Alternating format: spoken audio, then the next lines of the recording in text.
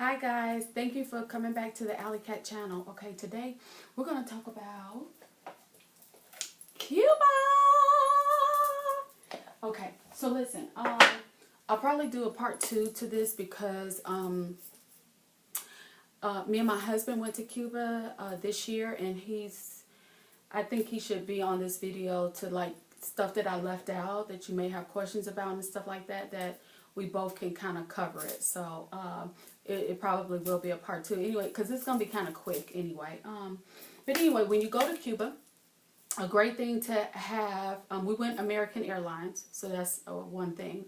Went on American Airlines. We went 2017 of this year in January. Okay, so I don't know, you can check out and see what other things have changed since January.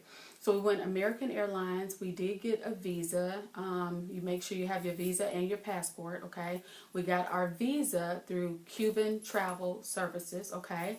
But at the American Airlines, they do have a kiosk where you can get your visa, okay? But before, I didn't have a whole lot of information about Cuba. We had a lot, but I just was unsure. Let me just put it like that. I was just kind of scared not to have my visa ahead of time. I didn't want to see if we had a kiosk at American Airlines and stuff like that, okay? Because I was just a little afraid of not being able to go by not having my visa. But anyway, so you can go through Cuba Travel Services to get your visa. I paid 85. Was it 85? Anyway, I heard it's $50 at the airport. Okay, but you can double check now. This is April, so they may have more information now, because it wasn't a whole lot of information when we first came. I mean, we did a lot of YouTube stuff, but when you call the airlines, they didn't have a whole lot of information. But Cuba Travel Services did. Okay. The other thing is, it's very important. If you go to Cuba, you should, if you don't speak Spanish fluently, even though, yeah, some people speak Spanish, but you'll feel, I mean, of course, you want to speak their language. I mean, you don't want to go to another country and not know how to communicate with them. If you can speak Spanish fluently, then that's great. But if you don't, try to communicate and get one of these Spanish books. It's Spanish phrase book and dictionary, okay? And I got this off of Amazon.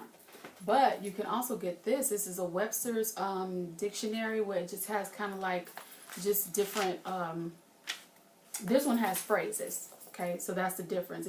It'll tell you how to get a meal, or what you want, or don't put this on your meal, or whatever, okay?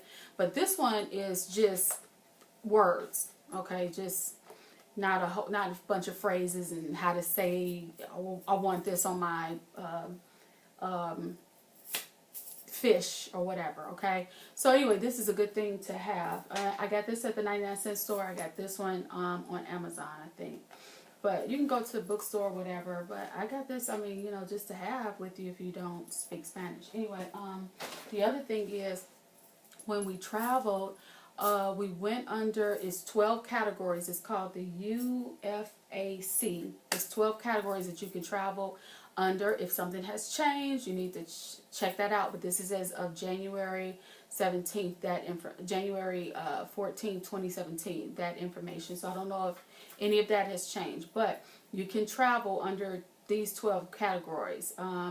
Which is like visiting, if you have family there, if you're going to go with like some people who are in the entertainment industry, or like we went educational, people to people. So you can do that.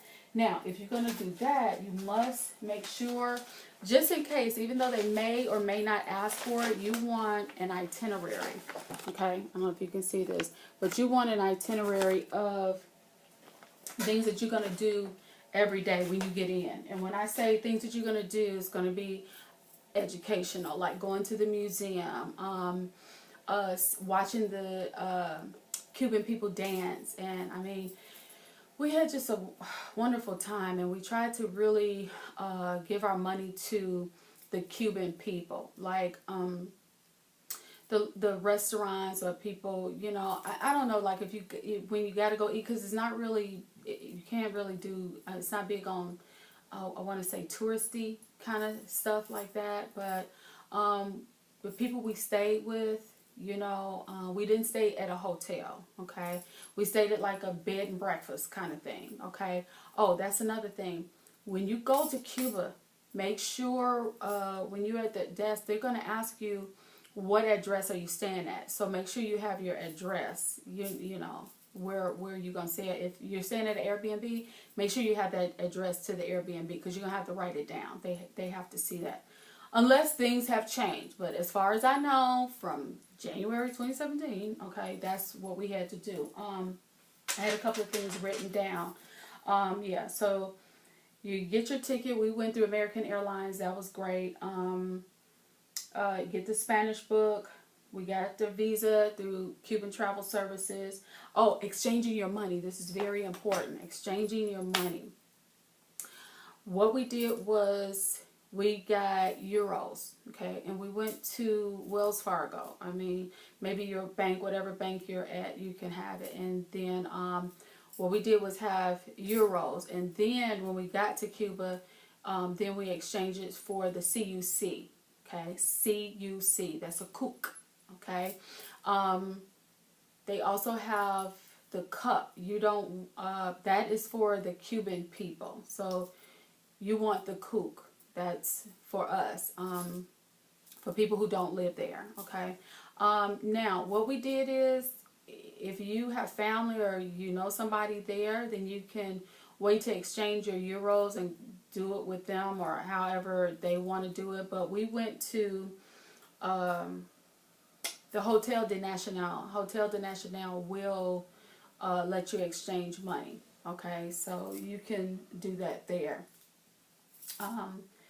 And that hotel was nice to visit and stuff, just to look at. But what else? So that's important. The CUC. You want the CUC. I did have some money. I don't have it anymore. I did have some. I wanted to show you what it looked like. But you might be able to YouTube CUC. It's a kook. CUC. Okay. So also on your visa, when you fill out your visa, it's very important. This is what our visa came in, Cuba Travel Services. But as I said, you can go to the kiosk at American Airlines and get it there. But make sure you fill it out properly, okay? So you'll have your name, last name first, okay? Last name, first name. And it'll have an example of how to fill it out. But make sure you don't make any mistakes. Make sure you fill it out properly and follow directions, because if you do not, if you make a mistake on it, you will have to buy another one. And I mean, you know, usually when you go, you don't want to, you know, be wasting money on things like that, okay? Because like I said, it's like $50. So, but anyway, remember when, you know, other countries, if you're not in the United States, other countries usually put, you know how we'll say, January, that's one, then maybe the 14th day in 2017. Well, theirs is opposite. You want to put, they put the day is 14, I mean the day first, then the month. Okay, so remember that when you're filling out your visa. Okay, that's very important to pay attention to. And then your passport number. Your passport number will also go on that visa. Okay. Because, you know, I had to fill out both of them. I was filling out my husband's and mine. So, that's important. What else? Let's see. So, packing list. Oh, packing. Packing is very important. You want to, because it is very different being there. You are in another country. As I said before, I love the people.